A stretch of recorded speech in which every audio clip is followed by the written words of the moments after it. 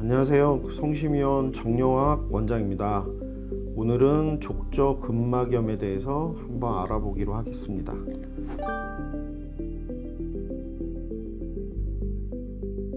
족저근막이라는 것은 발바닥 끝인 발 뒤꿈치 뼈부터 발가락까지 이어지는 굵고 강한 섬유띠입니다.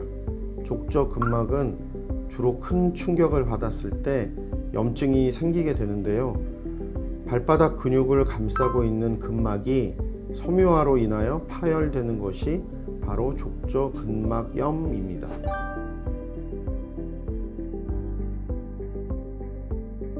족저근막염은 근본적으로 족저근막의 섬유화로 인해서 생깁니다. 섬유화가 된 근막의 경우 탄력이 떨어지게 되면서 힘줄에 지속해서 미세 파열이 나타나게 되는데, 이렇게 손상된 부분이 염증이 생기게 되면서 족저근막염이 나타나게 됩니다. 이외에도 구조적으로 평발이거나 오목발인 경우, 또는 생활환경, 예를 들어 장시간 오래 서 있거나 과도한 운동으로 발에 스트레스가 증가하거나 또는 몸무게가 증가한 병력을 갖고 있어도 생길 수 있습니다.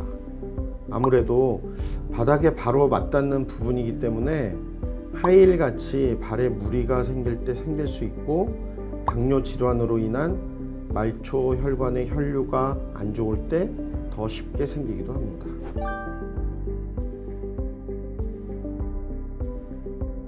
족저근막염은 발바닥 통증의 절반 정도를 차지할 만큼 흔한 증상입니다. 주로 발 뒤꿈치 쪽으로 생기는 통증이나 앞쪽에도 생길 수 있습니다.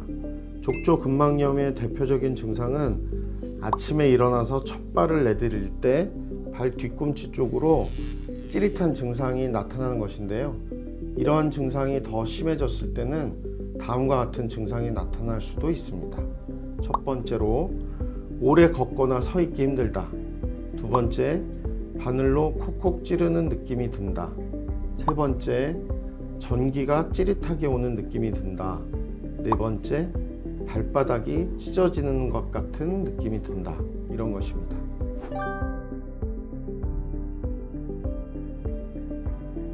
족저근막염의 치료는 여러 가지 방법이 있는데요. 먼저 휴식과 체중 관리가 가장 중요합니다. 발바닥에 가해지는 부담을 줄여서 통증을 완화할 수 있거든요. 또 발바닥과 종아리 스트레칭을 꾸준히 하면 근막이 늘어나고 유연성이 좋아져서 통증이 덜해지기도 합니다.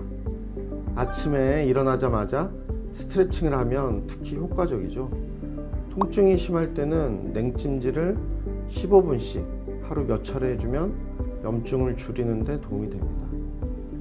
그리고 발에 충격이 덜 가해지도록 충격 흡수 신발이나 부드러운 깔창을 사용하는 것도 좋습니다. 만약 통증이 계속된다면 소염제를 복용하거나 스테로이드 주사를 맞아 염증을 빠르게 줄이는 방법도 있습니다. 요즘은 최충격파 치료도 많이 사용이 되는데, 비침습적인 방법으로 조직 회복을 촉진해주는 효과가 있기도 합니다.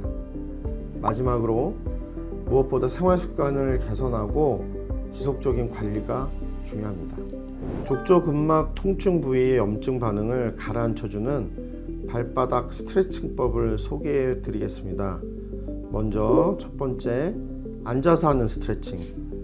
앉은 자세에서 양반 다리를 하고 한 손으로 발가락을 최대한 발등 쪽으로 젖힌 뒤에 다른 한 손으로 힘줄처럼 만져지는 족저근막을 마사지합니다. 한 번에 10초 이상 10회 반복하고 하루에 아침, 점심, 저녁 3번 하는 것을 기본으로 합니다. 소염 젤을 바르면서 마사지하면 더욱 도움이 되기도 합니다. 두 번째, 서서 하는 스트레칭입니다.